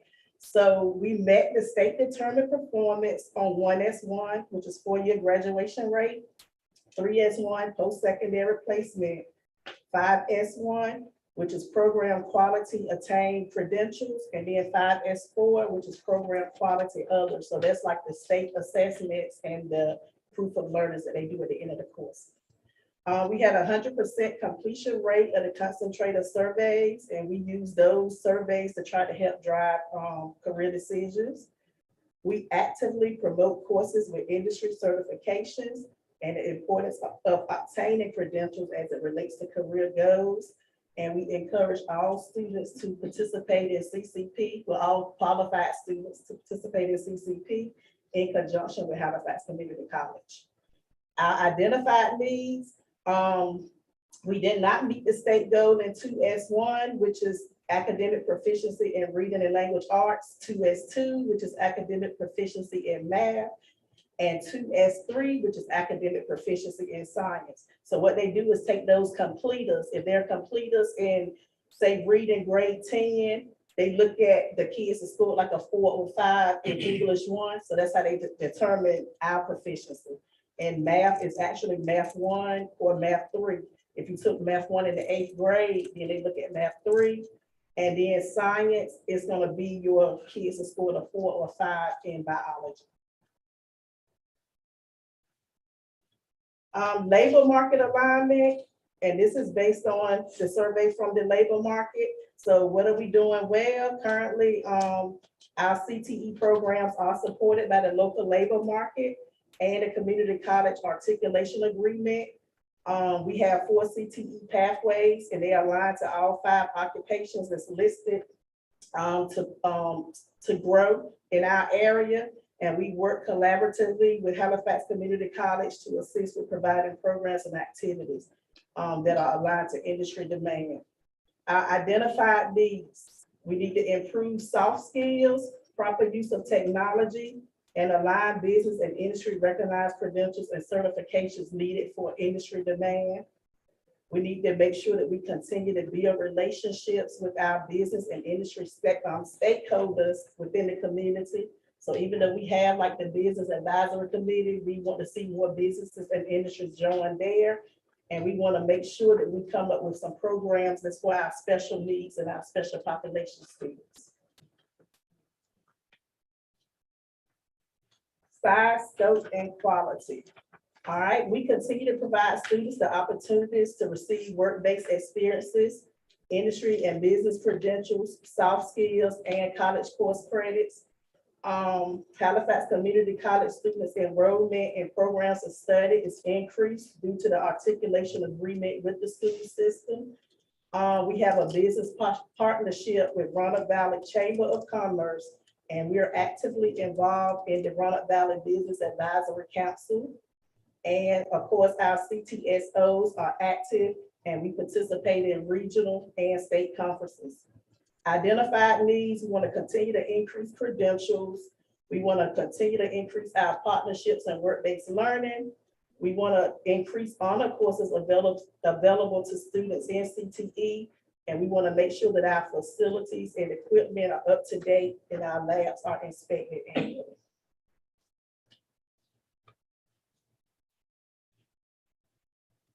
All right, career pathways, implementation, evaluation of progress. So we just said that the students are active in CTSOs. Our students are also active in the pathways for youth leadership. We participated in mock interview days, the Kid Win Challenge. So that's just letting you know some of the things that we do outside of the school. All CTE teachers are provided with access to curriculum resources such as blueprints, technology, Moodle access. And our CDC meets with students in grades 5 through 12 to introduce career awareness and career exploration. Some of the needs, we want to expand the work-based learning opportunities. Once again, we want to increase enrollment in some of our CTE classrooms. We want to allow travel opportunities for students to be able to complete work-based learning experiences. And we want to make sure we offer CTSO opportunities in all program areas. Improve recruitment, retention, and training. So this is going to be in conjunction with HR. We want to make sure that we continue to provide, well, we actually provide mental support for all new teachers for 3 years.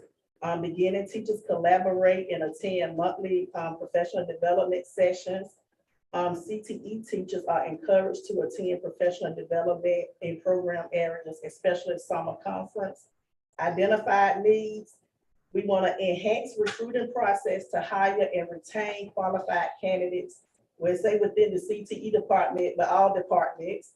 We want to ensure teacher licensure area matches the teacher teaching assignment. We want to make sure there's an exit interview process and the teacher understands the process, and ensure teacher obtain industry recognized certifications for their program area so that they'll be able to teach the students better.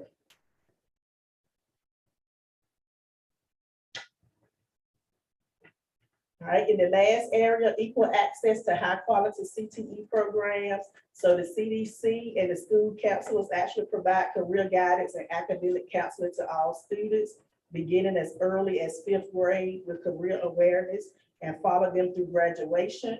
We offer CTE courses in both middle and high schools. We had an increase in CTS participation at the middle school and both high schools. And we have support services available to students in Weldon City schools. And identified needs, students are actively recruited from populations that have been traditionally underrepresented, including gender, race, and ethnicity, and special pops. Equipment is being upgraded to ensure all students can achieve success in the program of study. And once again, we want to increase work-based learning opportunities and partnerships with industries in order to ensure all learners have high access to a high quality CTE program. Any questions? No question, but thank you for breaking 110 pages down to about 8 pages. All And right, your so- slide. I do have a question. Okay, The things that you have identified as, that we're not doing well, do we have a plan in place to make sure, the next plan, we will be doing those things well? yes, and in that 110-page report, it actually goes and lists the, action steps for the identified needs.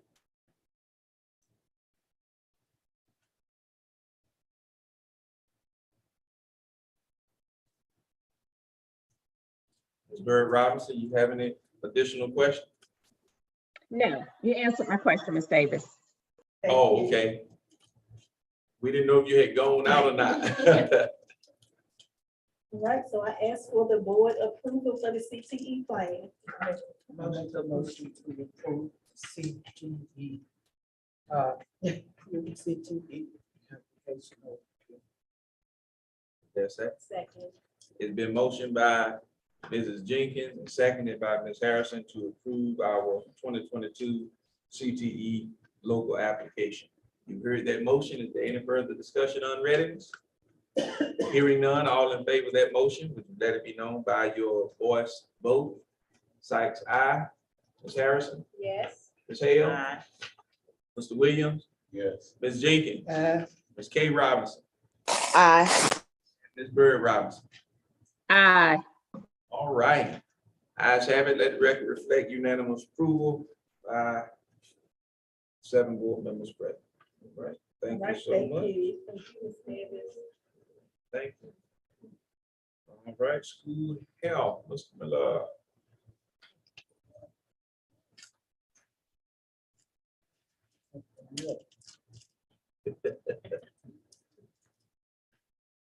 Good afternoon, board. So no presentation, but I'll be winging it just to present you guys that nothing has changed since the last time we've spoken. The COVID-19 testing program is, it will be up and running as of next Monday, the 13th. And we'll start from there as far as staff and students. And no other new cases. So moving forward, same policy as before, masks are fully optional under all indoor settings and bus settings. Would you guys like to amend or keep?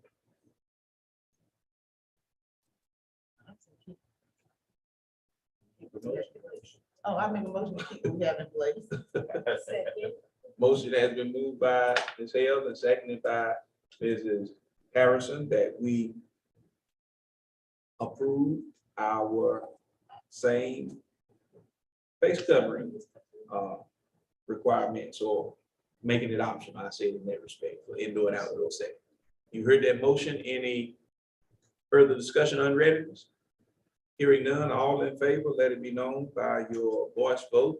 Sykes, aye. Ms. Bird Robinson, Aye. Ms. Harrison, Yes. Mr. Williams, Yes. Ms. K. Robinson, Aye. Ms. Hale, Aye. and Mrs. Jenkins. Let the record reflect unanimous approval by the 7 board members present. Thank you so much. Yes, sir. Any other questions? Thank you. Appreciate it. Have a great night. All right, you too. All right, we are at letter F now, discussion of school resource officer at the elementary school. Ms. Jenkins. As a board member, and I was asking my fellow board members, because I think that we need to have a resource officer available at Weldon Elementary School like we did at other schools. What is safety about children? And I would just like for us to just talk about it, see if we could make a position for resource officer. Ms. Jenkins, given the current happenings of our day, I think it would be wise for us to have resource officers at all of our schools. I think we need to do that. And if you're going to create the position to do that, of course, we'll be working, I guess, next month with the agreement as far as the sheriff's department with resource officers. So if that's something that we want to do, I think now is the time to do it. Dr. Carpenter and the sheriff will have to negotiate, you know, as far as that is concerned. And if that's something that we want to do, if that is the consensus by the board tonight to look at that, then that will give Dr. Carpenter something to add to the discussion, you know, when we actually sit down and start talking about our SROs. If that's something that we want to do, I think we need to kind of give some direction to that tonight so she can start working on that, because the SRO contract is going to be coming up to be renewed next month. I don't know if we necessarily need a motion. I think they can talk about it, and then when they bring it back to It's a us. formal consensus or a motion, but just some direction from the board to the administration would be helpful, so that when Dr. Carpenter does meet with the sheriff's department, she can say the board has asked me to explore this with you. Yeah, But you could just do consensus. it's a, how, I mean, we can, as he said, consent or how you want to do it. I agree with having a resource officer. Yeah. If everyone agrees, Yeah. the minutes will reflect its consensus. I agree Ms. wholeheartedly. What is your position? Do you agree? Who did you ask? Mrs. Bird Robinson? Okay, Yes, Okay. definitely. All right, so the consensus is the entire board, so let that be a part of the conversation as far as all three schools, the high school, middle school, and the elementary school. And, I'm good on the G. Yeah, that's why I say we can tie that right into Right, it, yeah, what you want to do. exactly. Yeah. Because in light of the situation and things that have happened in the past, the last few weeks, and especially the school shootings and everything, I have concern about individuals, teachers, students, parents, anybody coming up into the school system, we don't have metal detectors. I believe that all schools need to be equipped with metal detectors at their entrances. And I would like to see that happen within our district at all 4 of our schools. And central office. I would like our school, our whole entire district protected. And not saying that it's going, but it will set off some alarms. Because there shouldn't be any weapons on school and on Weldon school grounds anyway. So I would like to have metal detectors. We have them, I know we have them at the gym, but I'm just a little uneasy, and a lot of people are right now. People are doing some things these days, so we don't want anything to catch us off guard. Have as much protection as we can. Like she said, with the SRO officer down at the elementary school, we just need to be well protected. So that's what mine is about. Well, I think, and I appreciate that, Ms. Hale, but And I think if we're talking about metal detectors at each school, and by no means am I saying we can't do it, but I think that's something that Dr. Carpenter and probably Mr. Putrell, they need to sit down, because we don't have enough metal that, so they got to, do, just mine. right, see where the money gonna come from, how much they cost, all of that, as far as trying to, to get that implemented. I think hearing that, I don't think anybody in here disagrees, but I think will be some more consenting that we will be doing as a board, so she can bring something back to us next month of, costs and things of that nature. And ones also, because everybody can go. I like to add a comment if possible. Sure. I also like to see a PD done, and I know you do one at the beginning of the school year, but something a little bit more intensive with our sheriff's department, maybe that will work more to prepare our teachers. I've seen something recently online that you can use a chair to block a door. So if it's not a lock on it, you can lock it by putting a chair a certain way on the door. So there are some other things that school systems are doing now to add more security. If you have to lock your door and maybe it may not lock, or you may not have time to lock it, you can lock it on the inside with a chair so it cannot be opened from the outside. So there may be, I would like to see some other additional PDs, hand-on PDs with teachers and staff, so that our babies will be safe at all times. And to that point, Ms. Kate Robinson, I know we used to do fire drills, and we do them, but, all of those different types of drills going to, connection with our sheriff's department. But again, I think when Dr. Carpenter had that conversation with the sheriff's department, all of that can be a part of the conversation because we do have that agreement with them. So, the professional development piece, what to do in situations, the other resource officer that Ms. Jenkins asked about, we can have all of that. And probably some of those services may be provided free because I know some sheriff department actually, do those trainings on things like that. So, but when she has a conversation with sheriff, I think she can bring us all that information. We know the steps that we'll need to take or what we want to take as far as that is concerned. Anything else to say? That was all. Okay, Can I ask one more question? go ahead, Ms. Jenkins. Yes, ma'am. Dr. Carpenter, the other, well, the first one, that summer school stuff. Do we have, or we have an hour, what is it, crossing guard and at elementary school? Is she working? Because I went through there that morning and the kids was just excited, running all out the cars with that. So we don't have the crossing guard. She's not working Not during the for summer, summer school. no, but I can look into the drop off and pick up. When Process. crossing, yeah, when they Uh-huh. dropping them off and the kids get out the car, they excited. Because I came through that other morning and that's the way it was. The kids getting out the car, just running from the parents. Okay. I think they would make it that a little bit more safer there right on the side of the street. Okay. I'll look Thank into you. it. Okay.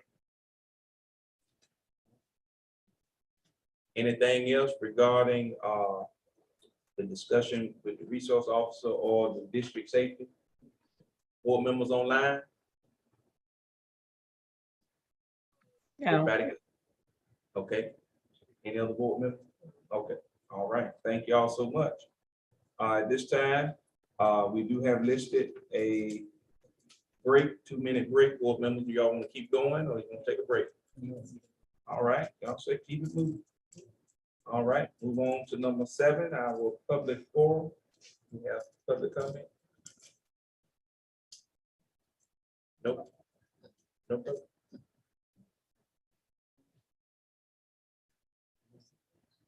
Hmm? Huh? Should we have a public comment?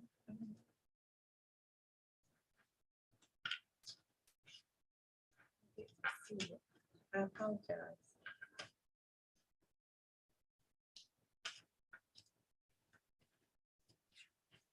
I don't have it with me. I apologize. Is there a public comment? Yes, I do. Okay. I don't have it with me. That's what I'm saying. I don't have it with me. Okay, I apologize. But we did. okay, Ms. Virginia. okay. Ms. Brooks. Okay. Ms. Brooks, she said she didn't have it. She said she didn't have. I don't have it with me, but there is.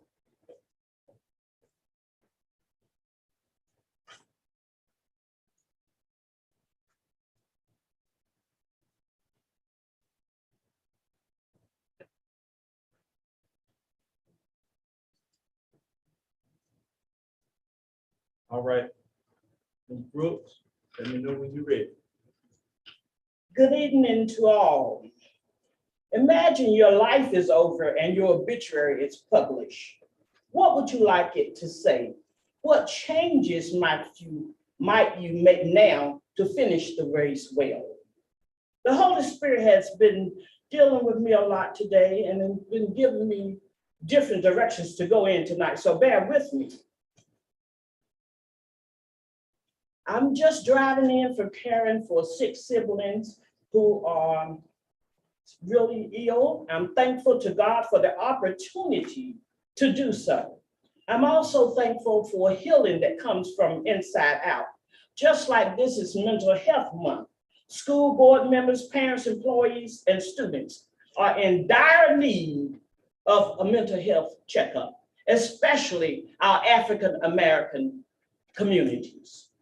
I had planned to wear my wonderful Oak Ridge Academy military t-shirt tonight, that my son owned while a student at Oak Ridge. He told me, said, Mama, you can't do this. I said, oh, yes, I can. I paid for it.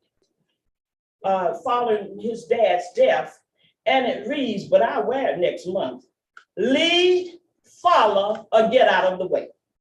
Tonight, I say to each of you board members, lead, follow, or please get out of the way.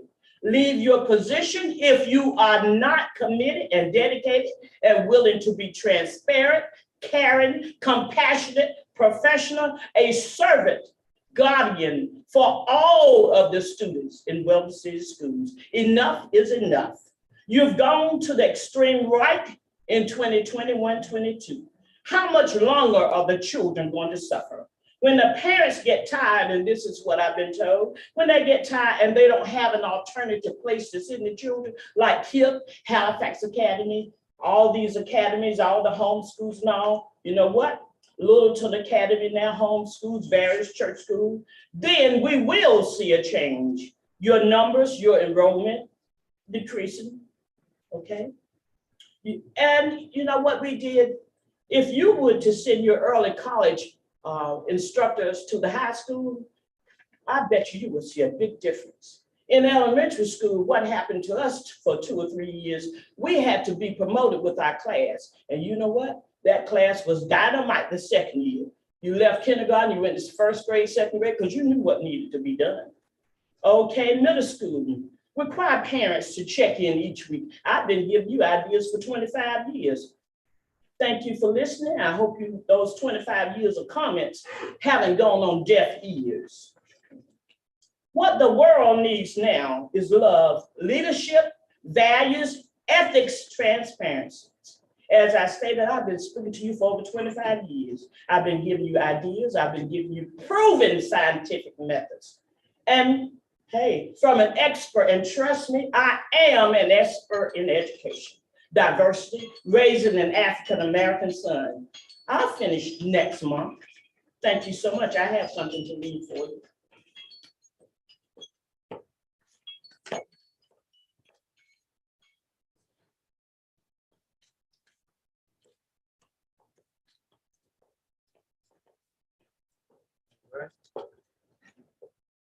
Thank you, Ms. Brooks.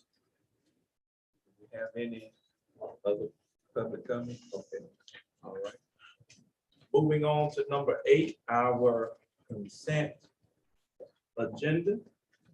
Of course, I mentioned earlier that we had already approved our 4-day work week. We did that in the month of March. So that has already been approved. So we don't have to entertain that. There were 2 items on our consent agenda. Ms. Kay Robinson wanted to talk about, pull out to talk about, and if we need to include it in the consent agenda when we approve it, we'll do so, or if we need to take it off, we can make that decision then. Ms. Kay Robinson, letter F, 8F, the joint resolution with HCC. Yes, I have a few additions to the number 6, the articulation committee.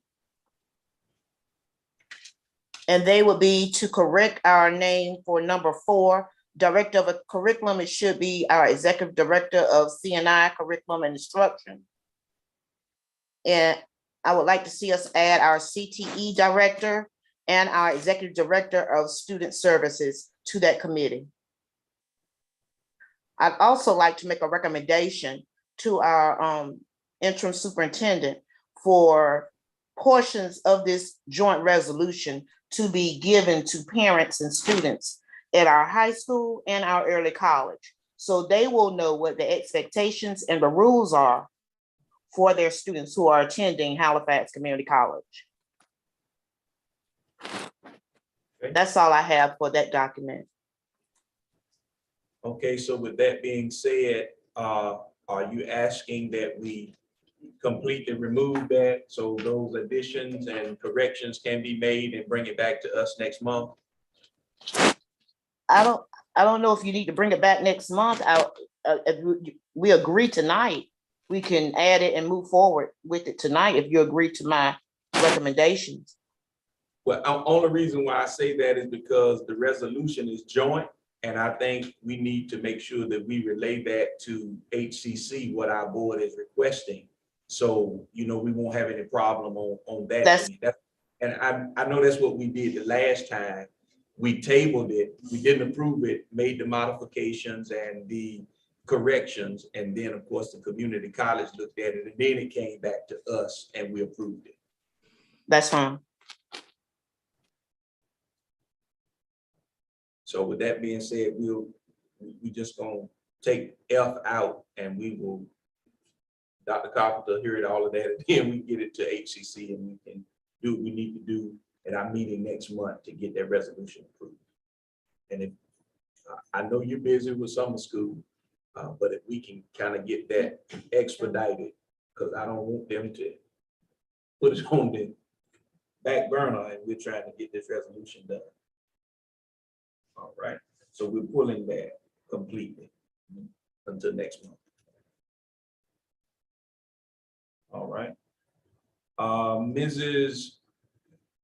Bird Robinson, you wanted to talk about G, letter G.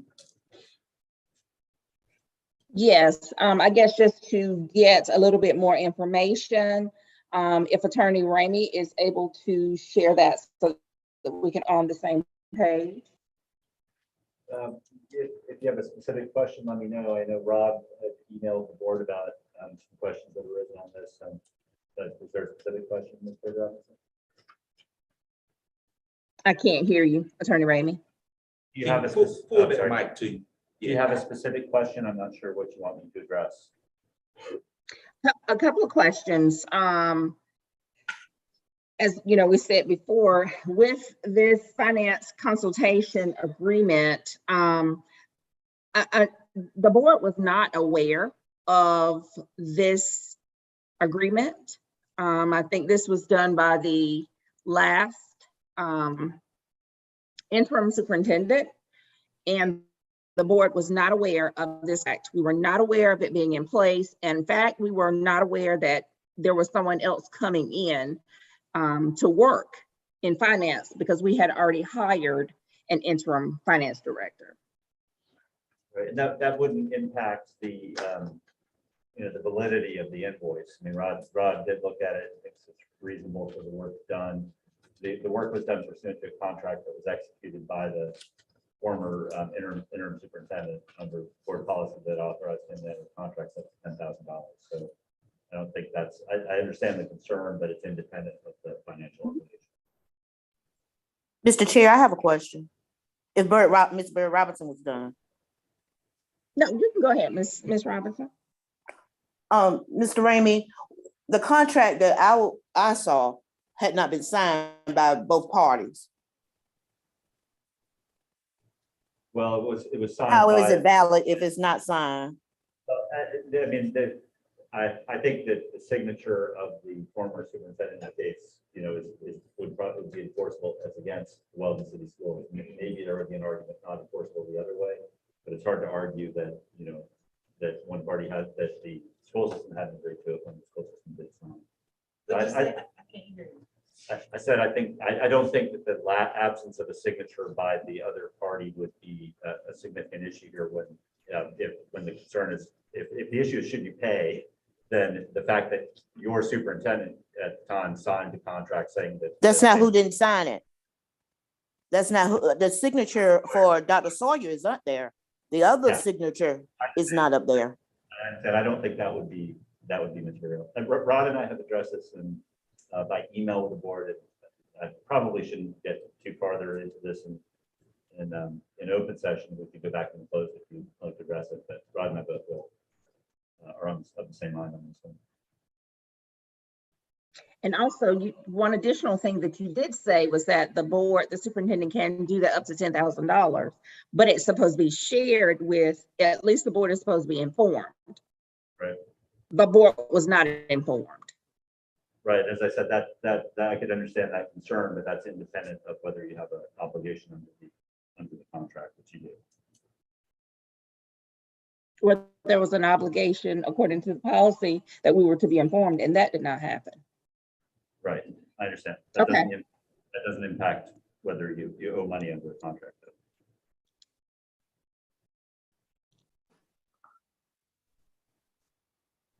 One last Chair, question.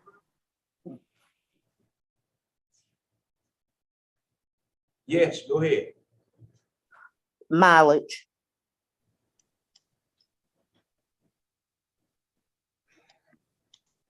I have a concern with the mileage being requested when we are all aware that they were also being employed at another entity at the same time.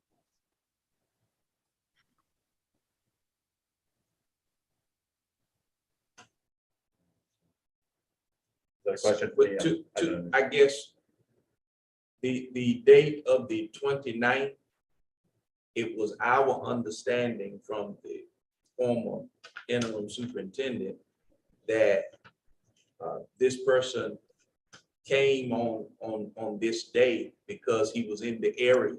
He was in the neighboring school district.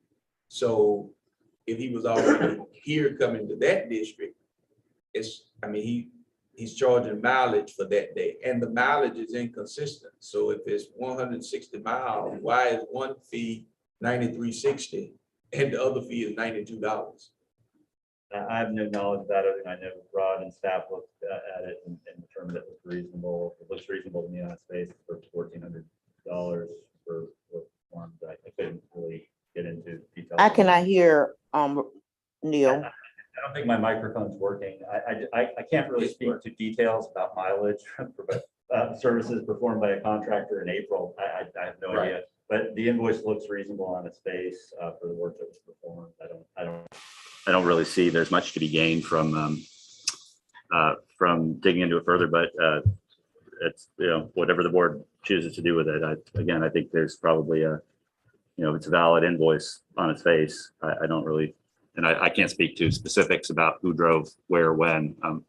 I suppose you could always ask for more information from the contractor if you're concerned about mileage.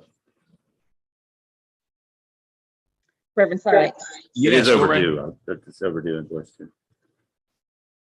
Yes. I'm requesting that we vote on this separately again, because the board was not aware of this contract that was in place.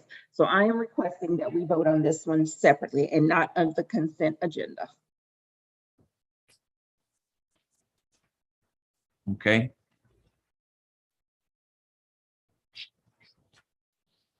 Anybody else have any questions? Do we need to go slow to this? I don't think so. I mean, the only thing I go ahead, Ms. Williams. Okay, in the notice that we received from Attorney Long, did he not say that Ms. Walls had said that what the gentleman had done were assisted somewhat, assisted her in what she was doing? It was I think he said it was necessary work to do the work that was contemplated in the contract, and then the board said stop, don't complete the project. But what's reflected here was he needed to do to get started, with what he was authorized to do. That was the essence of it. And where I understand, what was written, I guess, and I don't think we need to go in closed session. Either we gonna approve it tonight, or we're going to say table it, get more information, right, and come back. I don't think it will require us to go into closed session. I just look at this, and much of this to me is redundancy, because this is what Ms. Nan Wall did, and to see a description of work saying that he did it, that's where I'm kind of, at a standstill. But I don't think we need a closed session to talk about it. I mean, she was working on the budget. She pulled the PRCs together and printed them out, for us broken down like we received them there. I mean, things of that nature.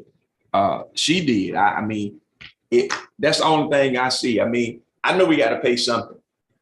I'll say that, we gotta pay something because it was a contract. I just don't know if everything that's up here can be substantiated. And the only thing I see we can do is just get more information, more detailed information. But because of the fact of the contract, was signed, we're gonna have to pay something. I just don't know if it's gonna be this total amount. That's why I ain't. Even though it wasn't signed by him? Well, as Yeah, the that's attorney just- said, it's going I to, think it just would be difficult to argue that there's not an enforceable obligation on the part of the school system when the superintendent signs the contract. The absence of the signature on the other end is probably an oversight, but he clearly wanted the work. He sent the letter. He did the work. In fact, there are many cases where courts have upheld, even in the absence of any signatures or any written agreement, that will uphold just because there's an agreement that the work will be performed for a fee. So yeah, I don't think that's sort of a technical issue. I wouldn't bank on something like that. I don't agree with it, but I think they're acting out of good faith, just. hold on, Mr. Williams.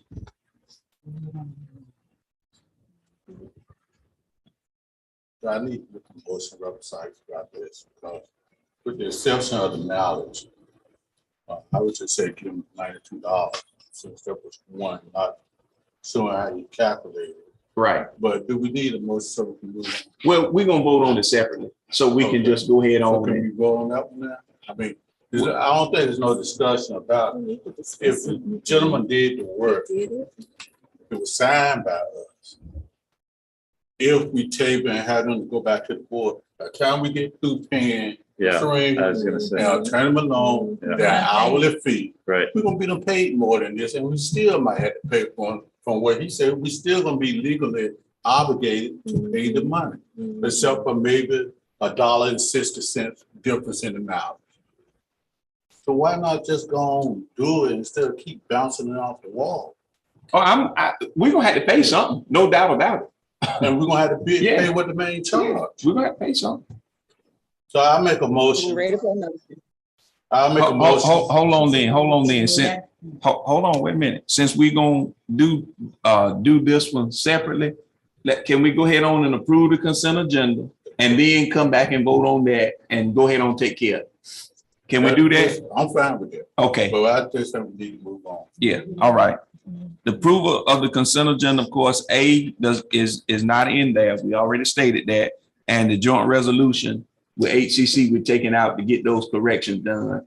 And G, we're voting on separately. So everything else with the consent agenda, a motion is in order.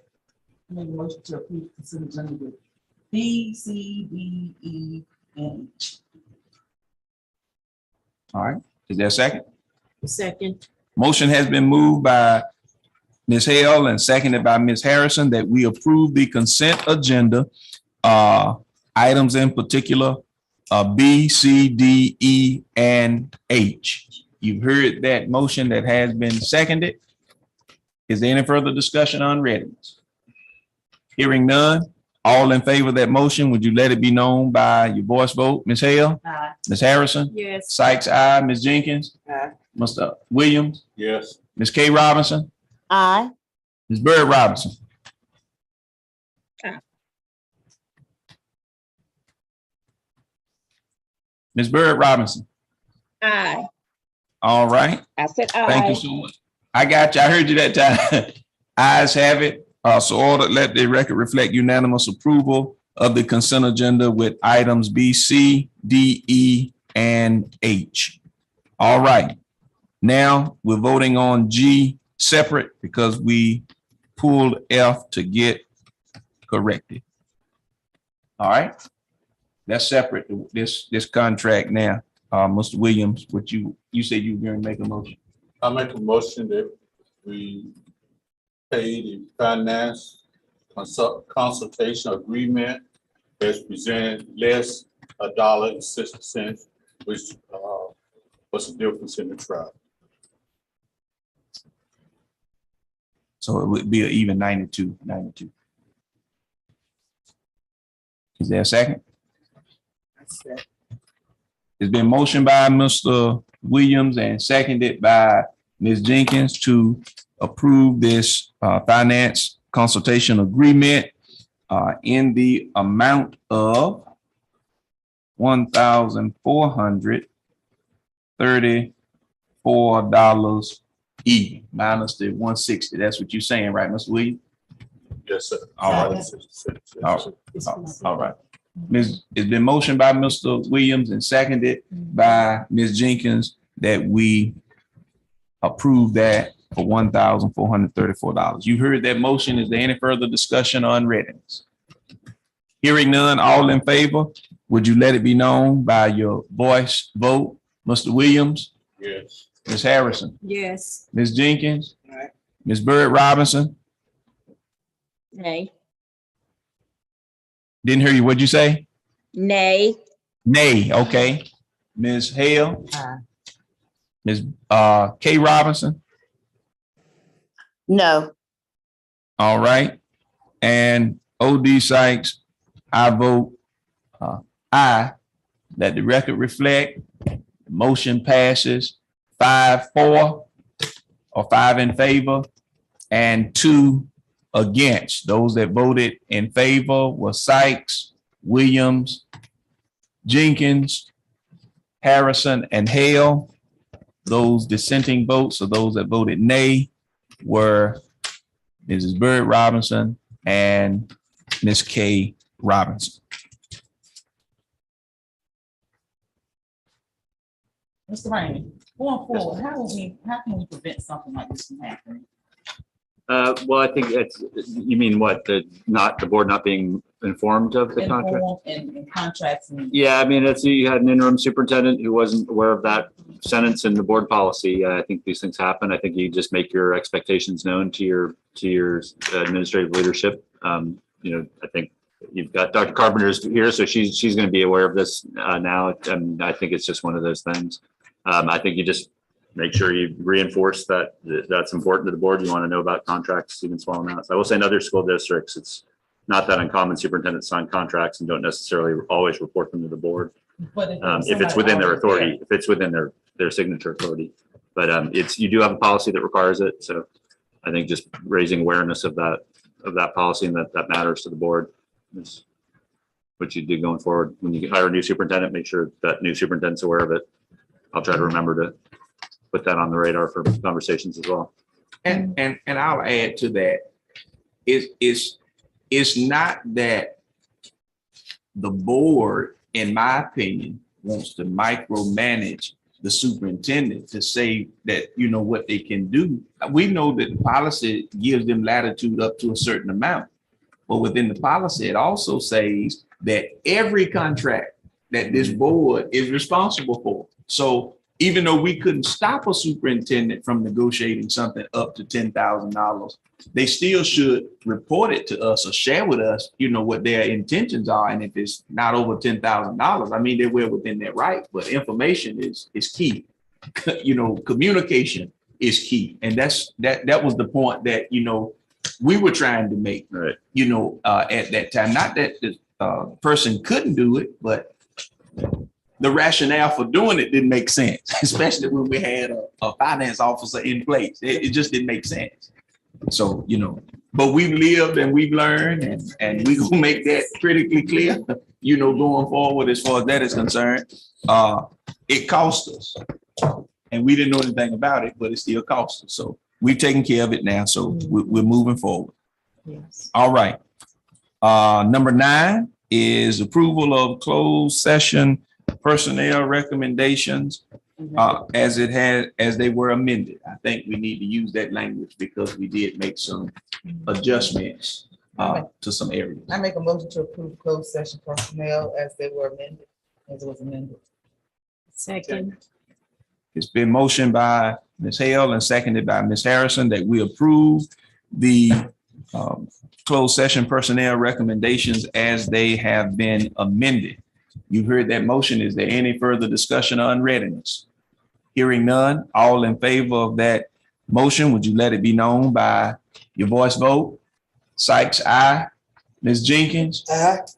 Ms. K. Robinson? Aye. Ms. K. Robinson?